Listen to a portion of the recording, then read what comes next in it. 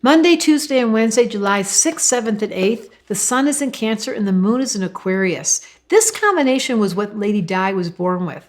It's such a compassionate combination.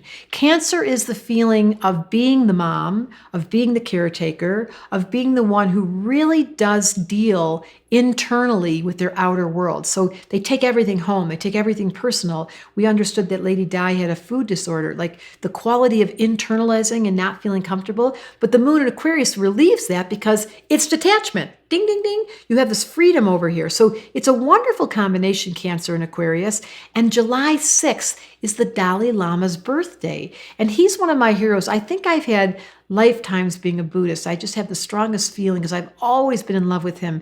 His representation of being able to give his heart in the name of being hurt. Like, this is such a Cancer story, that he lost his land, the Portala. He was for 5,000 years living inside of a structure where all the ancient practices that were given to them by the Buddhists, that were continued generation after generation. In came the Chinese, down went that space. He had to move to India and has never been able to go home again.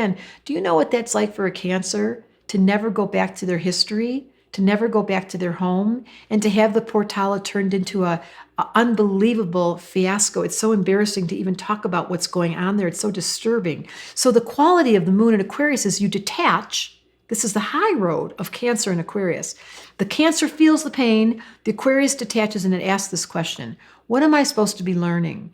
What's the teaching? Okay, so if it's the Dalai Lama, it's his birthday, he had to learn letting go. Well, I'll teach everyone, because the Buddhist practice is all suffering comes from attachment.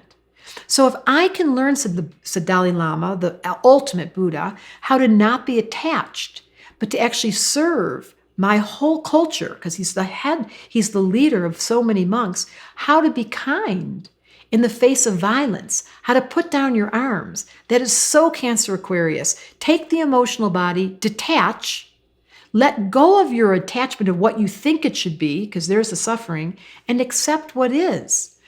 So all that is to say, Monday, Tuesday, and Wednesday, here we, bye-bye July 4th, here we are in this moment in time where we have an opportunity to accept what is, to turn on the observer and ask the question, what am I supposed to be learning? And Mercury being retrograde is the exact, and I caught it this time.